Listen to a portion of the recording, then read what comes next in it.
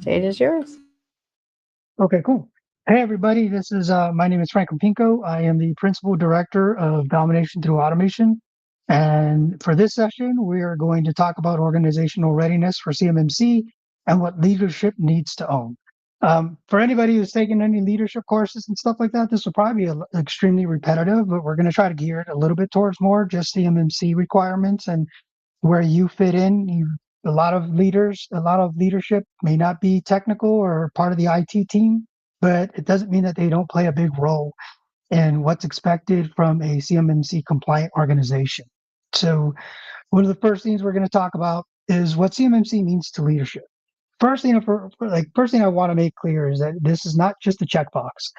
Like CMMC should become part of your strategic kind of vision, your strategic plan, like honestly, your mission. And it should all kind of fit into how you do business. And leadership needs to understand that ultimately the federal government sees them in charge of protecting whether it's FCI or CUI, controlled unclassified information, regarding on if you're CMMC level 1 or CMC level 2. Those things kind of like play a big role, and ultimately it's leadership that's in kind of held responsible for making sure that these things take place.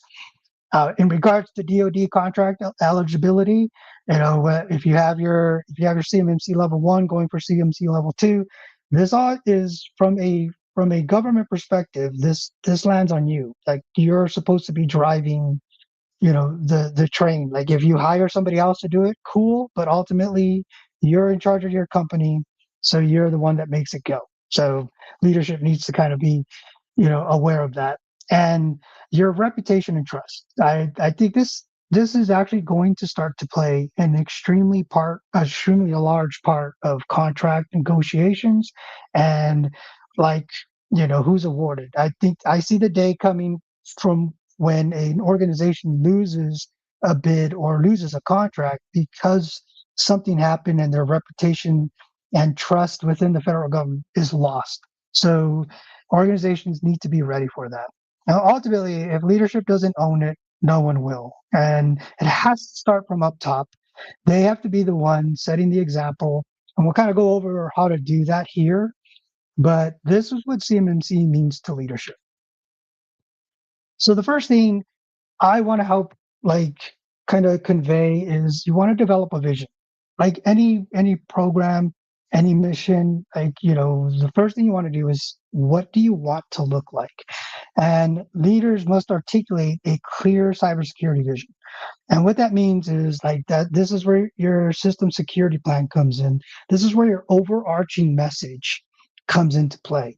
And the vision should answer that question, why does CMMC matter to us beyond compliance? We talk about it a lot. There's a difference between being secure and being compliant. Compliant is one thing, and I think CMMC is a great start. But compared to other standards, CMMC falls like short. When you compare a CMMC compliant organization to a DoD compliant organization, there's going to be a big difference, and that's okay. For right now, that's okay. But as organizations look to become compliant, I want them to look at that as a baseline, as a foundation, as a place to start to get better, and then they can start to define and start to envision a better, more secure organization that ultimately in the long run, as this program grows and more requirements are required from organizations, they're ready for that. And that's really what I want to help you do. And the first thing and foremost is that your security vision has to align with your mission and values. I mean, this goes for anything, right? Like whenever you're whenever you're taking on something new, everything has to align. And make sure that your company's cybersecurity vision aligns with your mission and values. Long-term commitment. This is not a one-time project. I think a lot of organizations are taking that kind of attitude right now. And I'm not saying it's wrong to fill that checkbox right now, but what you should be doing is thinking long term. Start thinking in terms of what do I want to look like in a year? What do I want to look like in 2 years? What is it going to take to get to level 3? And what are those milestones? and start communicating in those terms so that the team starts to kind of buy into your vision.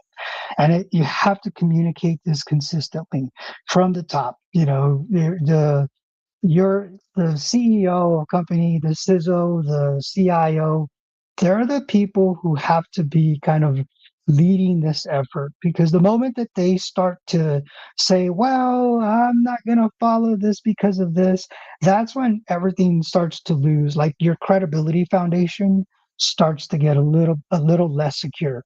So please make sure that you get the buy-in from your leadership, and as a leadership, make sure you're bought into it. And if you're not, that's where you communicate with your IT team to come up with realistic expectations. You can sit with a consultant and say, here's the minimum requirement to be compliant. And again, that's a great starting point. And then start to work towards becoming what you feel and within your organization, and define security for you. So if it starts with you, then everyone underneath it will buy in.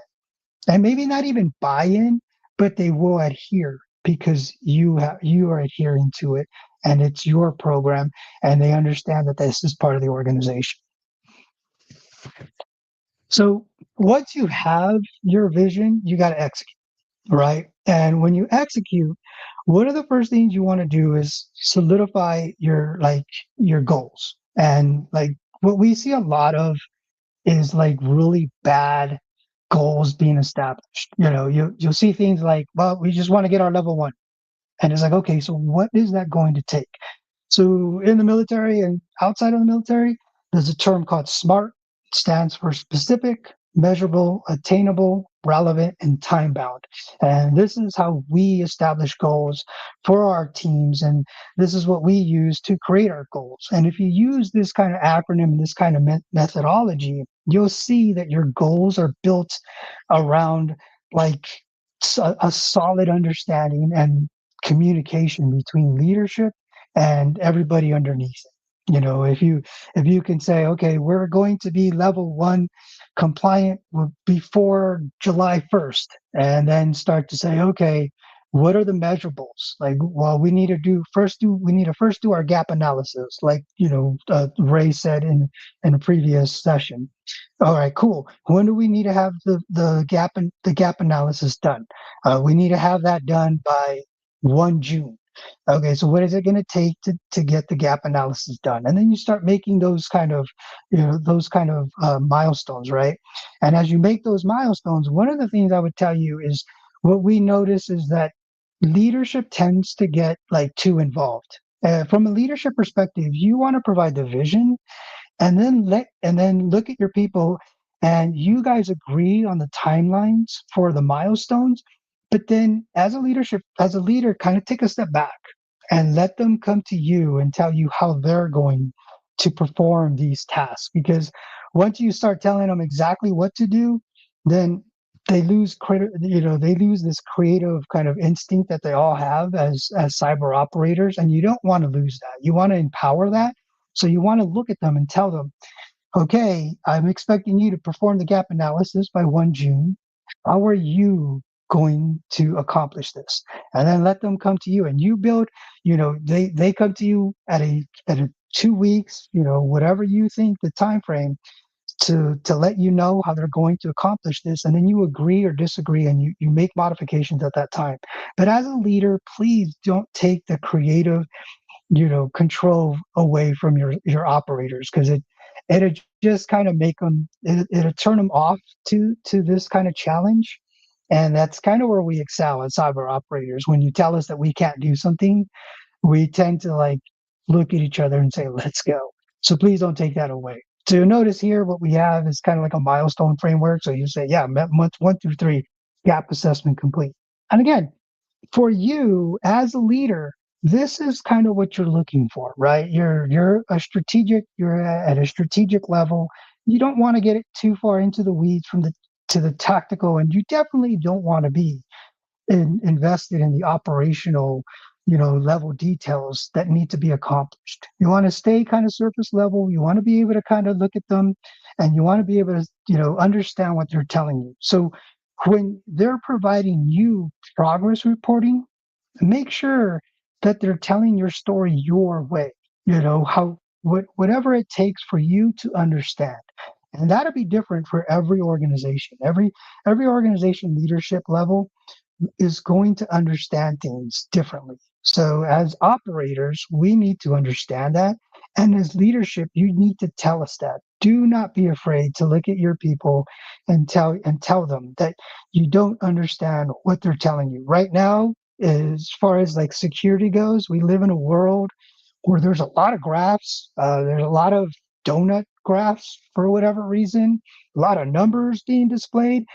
And from a leadership level, it's my understanding that this is not making sense. So please don't be afraid to tell your people this isn't making sense so that you guys can come together and agree on, what metrics are going to be displayed, how you're going to measure success or failure, and who are the people that are going to be responsible for making sure that progress is being made to meet the milestones.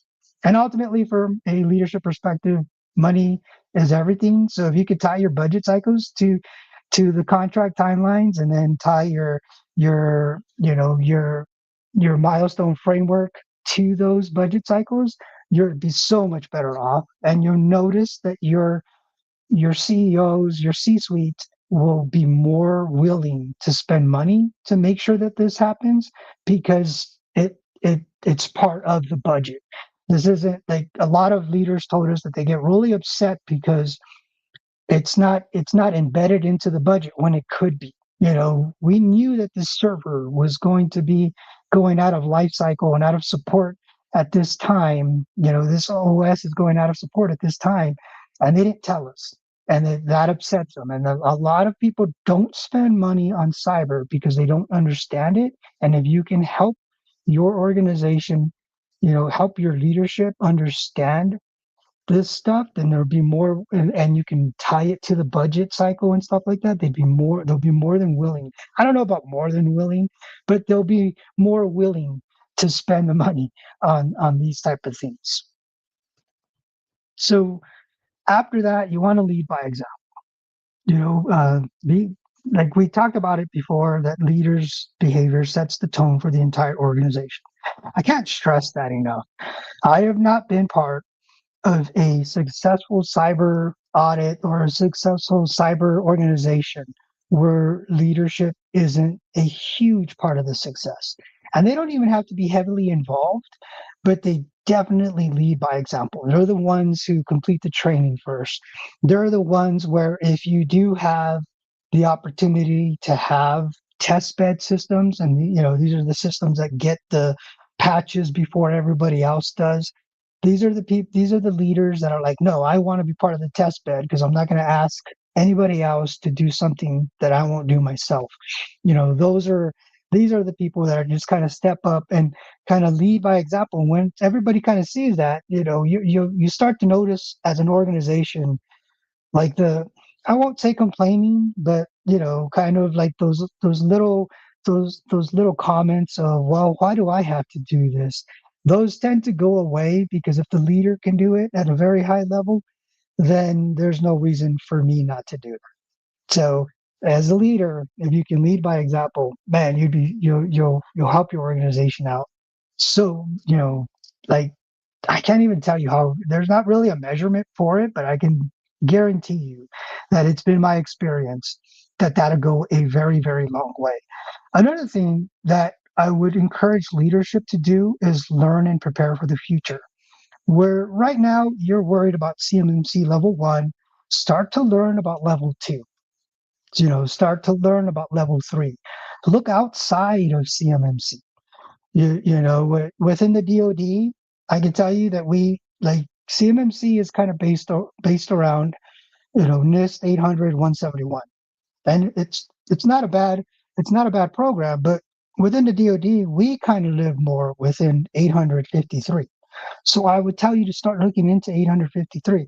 The two overlap a lot, but 853 is more the security requirements, and you'll start to kind of see the roadmap of where all this might be going because 853 might be the wave of the future. As you look at what the Europeans are doing, they're under GDPR, the General Data Privacy Rights Act, right? And what that is like they're a lot stricter on what happens with people's PII.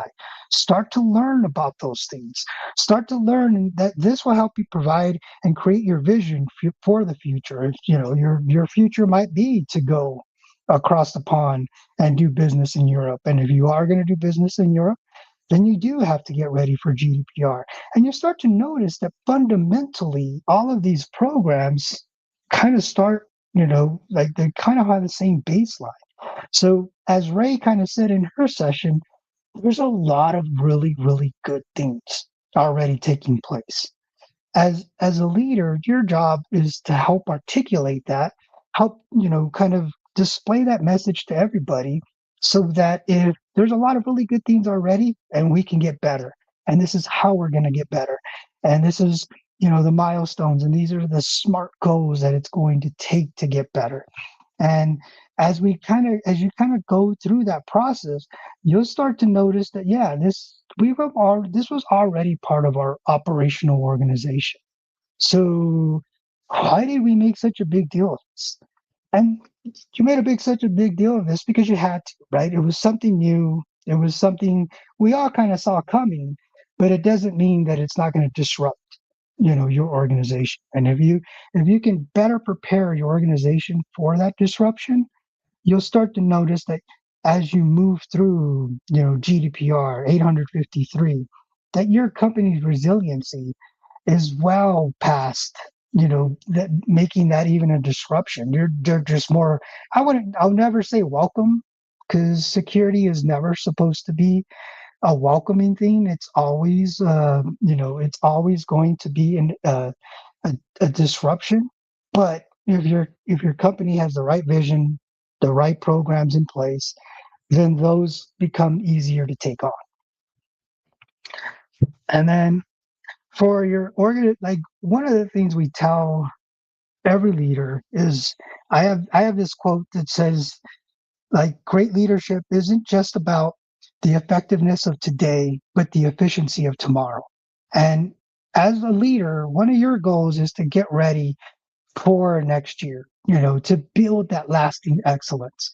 And when you're looking at who you want to hire, if you want to bring on a consultant, as we kind of stated earlier, make sure you get a consultant that's going to partner with you, that's going to tell you what you need to hear, that's going to be an effective member of the team, so that as your company grows and grows and grows, they're able to be honest with you, and they're able to be, have that kind of empathy that it takes to kind of make this succeed. As you look at your processes, like, processes are always kind of very, very, like, they're probably the thing that people hate doing the most. People hate creating documentation, and they just want to get things done, and they see procedures as things that get in the way of getting things done. And to extent that's very true, but from a security compliance perspective, they're required. Your company needs to be doing things the same way every time. And once you can have that, you'll know that it minimizes, human error.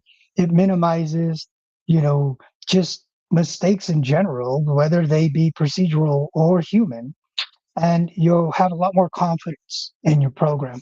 From a technology perspective, make sure that your program, your security program, drives what technology you buy, and not that technology drives your security program. There's a lot of organizations out there that go and buy a tool and then make the program work within that kind of construct. And I'm not saying it doesn't work, but what I am saying is, don't let that don't let that be a hindrance and a speed bump for you to creating the security program that you want. Make sure that everything kind of fits and works for you, and make sure that it's producing the results and the documentation that you want to see. And ultimately, really, from an IT perspective, you should be able to look at your IT team and say, are you dealing with things that you feel that you shouldn't be dealing with because of the technology? And if you can have that conversation with your people, man, one, your people will love you because given an opportunity to let you know what they think about the technology and and how it's being deployed, they'll take it, and don't have that conversation until you're ready to have, to devote some time for that conversation because it's going to be probably a lengthy one, but you'll be a lot more comfortable having those conversations. And make sure that you look at CMMC as the foundation. Like, like we talked earlier about continuous improvement, and CMMC is a great starting point. And you should take pride in having your CMMC level 1, your CMMC level 2, but don't stop looking and saying, how can we be better? How can we be better? And if you can do that, then as you grow, man, you'll just notice that the return on investment isn't going to your organization is going to save money, but not in the ways that you thought. You're going to save money on efficiency because your people are doing things faster, so they're not taking as much time. They may not need as many people to make things happen. And that's ultimately saving you time, and you'll have that loyalty from your team, and your credibility within your team, within the IT team, just kind of explodes because they're just looking at you and they know that my leadership has my back because they've been part of this entire process from the beginning. And ultimately, again, your goal should be continuous compliance. In the DoD, we call it Cyber 365. And as I said in an earlier session, I think it's a little funny how we live in a industry that prides itself on the hundreds of thousands of new threats that created every day, but yet we're not taking security that serious. There's a lot of companies out there that get scanned once a year, and if you want to take security serious, that shouldn't be the process. But again, I understand the business side, the money side comes into play. But make sure that your goal is to say, okay, how can I continue to not just meet CMMC requirements, but to exceed and better prepare for any new requirements as they come along? So ultimately, what this, your call to action is one, own the vision. If you haven't created a vision for your cybersecurity program, I highly, highly encourage you to create that vision. Just bring up your mission, your company's mission, your company's values, and you'll start to see that a lot of this is already in your company's mission and vision.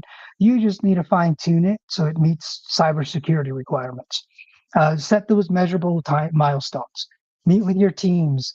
Make sure that they're realistic, that they're relevant. That when you ask, okay, here's our mission, and they say, okay, well, we need to do this, and ask the question, well, how does that pertain to the mission?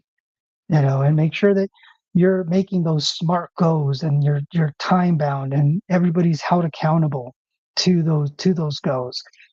Lead by example. I mean, we covered this enough. I think within all of these sessions, the leading by example portion is, if you're a great leader and you can lead by example from a cybersecurity program, you'll notice that your cybersecurity program doesn't even become a topic of discussion. And that's ultimately what my goal was as a cybersecurity analyst and a cybersecurity engineer. The less time my leadership spent talking about what I was doing, the better, because it meant that they knew that I was getting done what I needed to get done, and I could do it, and they trusted me to get it done. And then build for operational excellence. Just make sure that this is something that you can continue to do, and continue to get better at, and then make those marks. Like, how can we be better? How can we be better? And ultimately, I think Ray hit it on. Like, she said it so many times. Just get started. The worst thing you can do is not get started. You know, November will be here sooner than we think. And if you haven't done any of these things, then yeah, you definitely want to get started.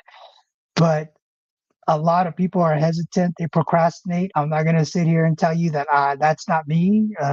You know, no, that is me. I tell everybody that my level of expertise grows as the level of panic grows. You know, so I'm not saying that's a good thing, but it is kind of my one of my specialties. And please don't take that like use me as a cautionary tale. And that's kind of everything.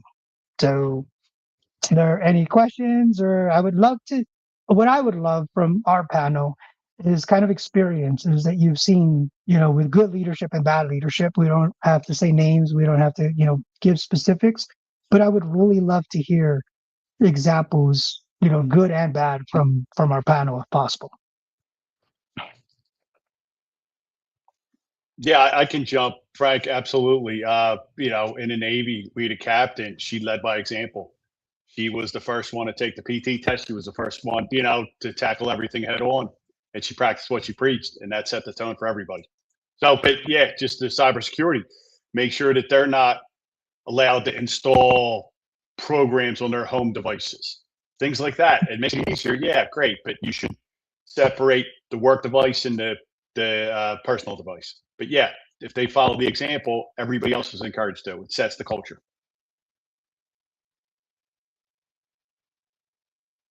How about you, Ray? You got any experience or any stories you want to tell?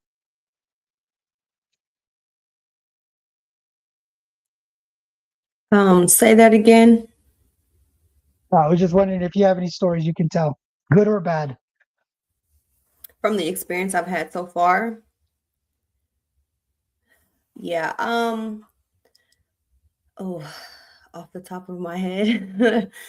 um, no, I can't think of something off the Yeah, top of my head really no, quick. yeah, I can tell you in the DoD, when someone fails, when a base fails a cyber audit, most of the time, the base, like they call them comm squadron, communication squadrons, or cyber units, the person in charge gets fired.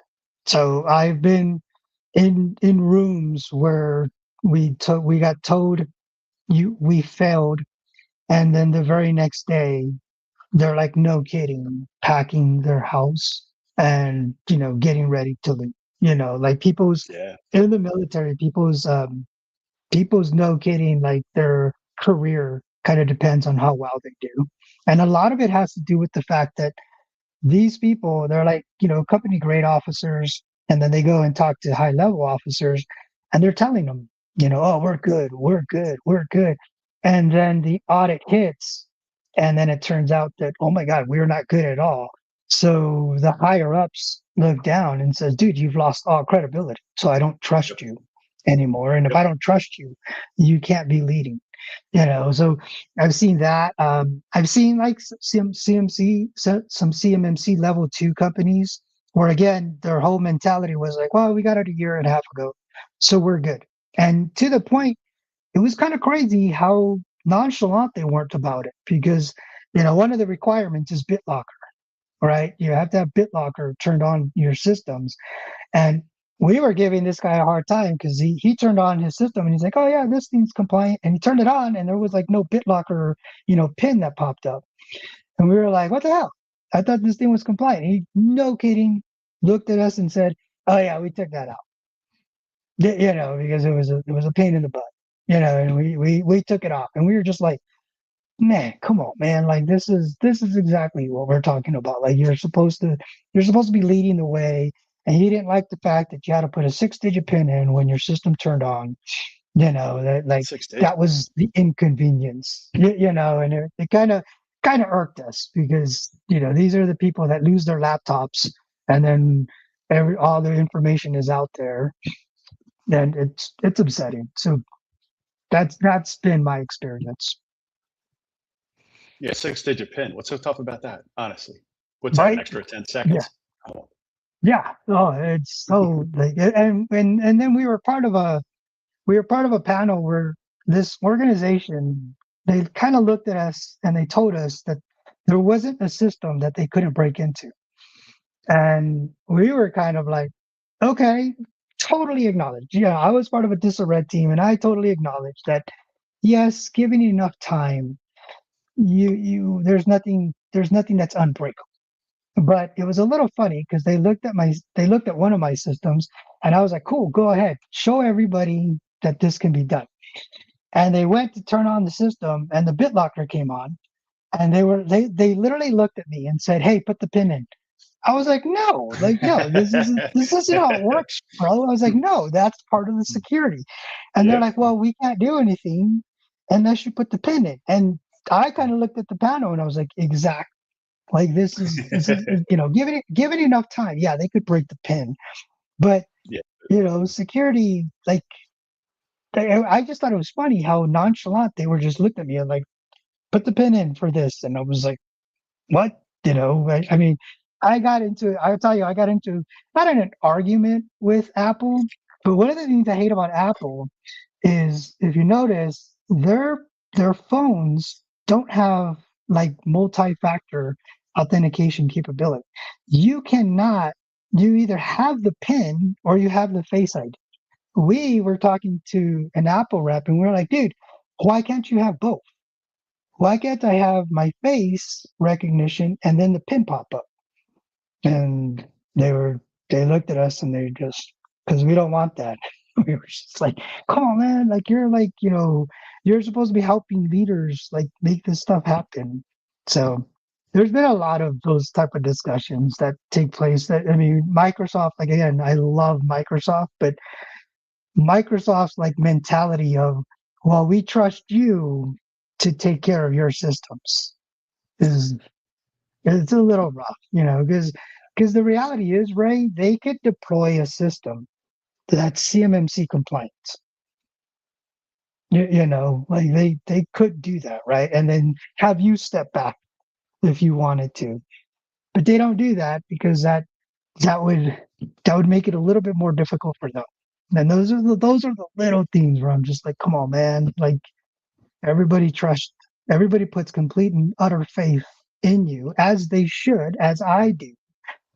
But you're kind of playing to people's ignorance just a little, in my opinion.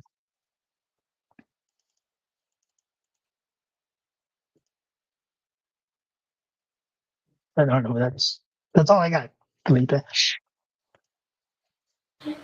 Well, actually, speaking of that, can you? Oh, go ahead. No, you go ahead. You go ahead. Oh, I was wondering, in my grad school student life, I'm also in the Microsoft Student Ambassador program, so I too sort of speak Microsoft. But before that, I was in the Women Tech Makers Ambassador program as part of Google, so I like kind of live between those ecosystems. Can you speak to the government cloud and the High program and how useful those are or are not for people to sort of adopt those systems? I don't know if I'm like the best ambassador for cloud, yeah, because from a government perspective, I think I'll separate my comments from government to like normal organizations, right? From a government perspective, I'll be very honest with you, and again, I might piss some people off when I say this. I think one of the biggest mistakes the government ever did was go to the cloud. Like, do I think the government should have gone to a cloud environment? Yes, but I think the government should have gone to a government cloud environment, not to an I don't want to speak on any of the cloud providers, but I think they should have had their own. That's my personal opinion. From a normal organization perspective, the cloud is an extremely good resource because it kind of does a lot of what the CMMC requirements are, and it centralizes them. It brings it together. So instead of having to focus so much on like individual little small details, if you do it right, you can have everything kind of centralized. I mean, it's to the point now where if you do get a new system and you deploy it via, let's say Microsoft Intune, then cool. You can deploy it to where it has a lot of those security requirements already met. So it's really good. You look at Microsoft Purview and, its DLP functions, and I tend to think that's exactly what companies should be doing, and, being able to kind of create the ability to determine where your, not just where your information goes, but how long it resides there. We went from a world of once you sent an email to somebody, it was there forever, to now you can send an email and say, hey, this email is only good for 2 weeks. And after that, the email and the information within the email goes away. And those are really, really good things that CMMC are starting to, ISO. I know HIPAA is really big into that. And I think those are cool things. The only problem I have with them is that it's starting to get to the point where the only way you can control that kind of email system is using the Microsoft tools. So they're tying everything together, so where people are starting to get handcuffed to one provider, and I think that's just a dangerous precedence to set.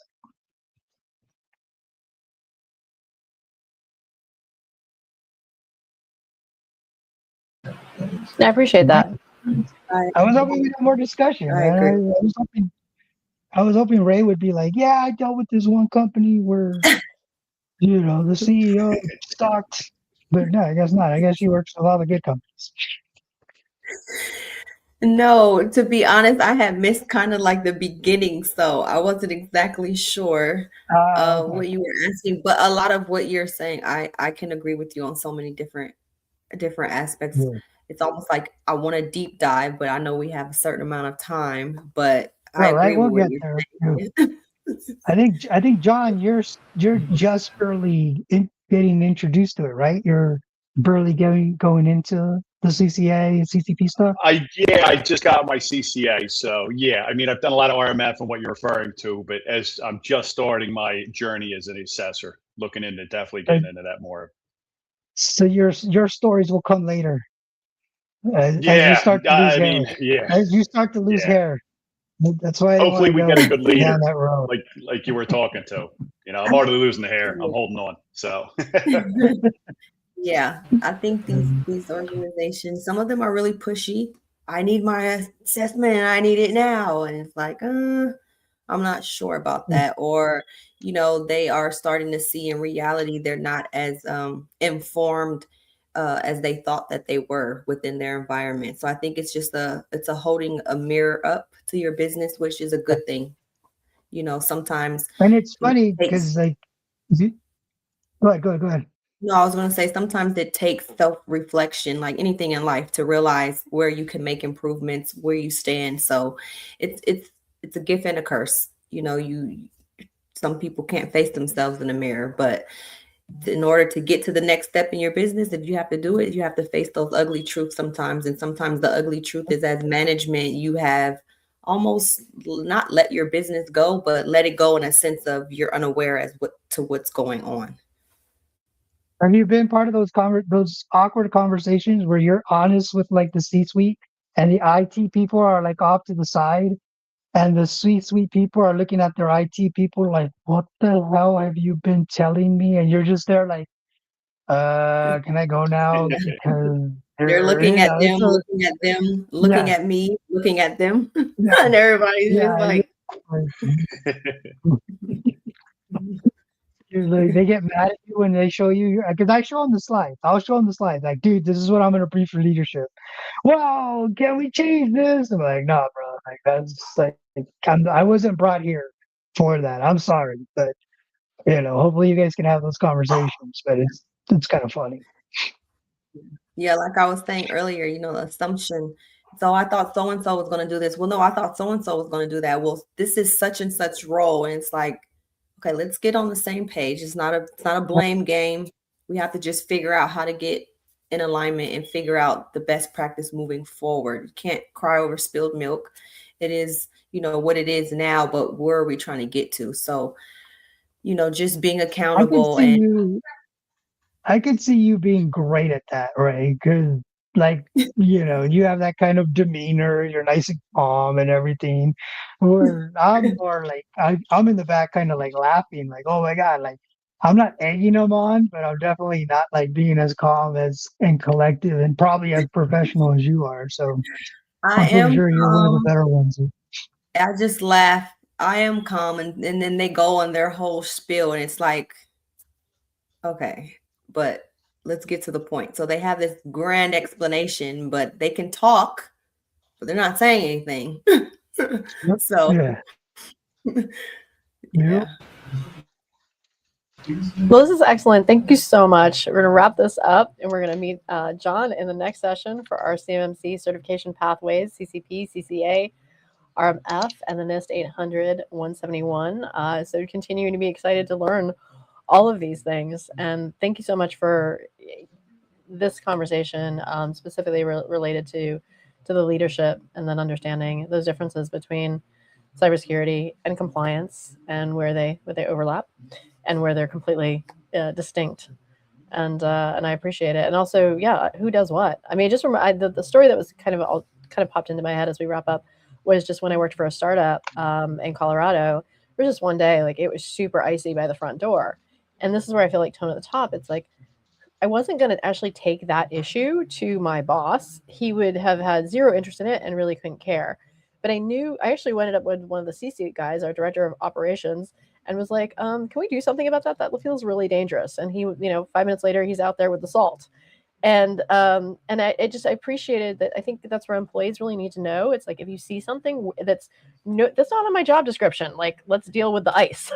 But it was still something that I saw. I felt like it needed to be fixed, and I kind of felt like I knew where to go, and that somebody immediately was like, I'll handle that. And I feel like no matter what the issue is, if you can create a culture where people kind of feel like they know where to go to get that support, to get something handled, if they see something, feeling comfortable to say something. So Totally agree. Totally agree. excellent. All right. Well, I leave you all, and we'll see you all in the next session. Thanks so much, everybody. And onward to John's session. Looking forward to it.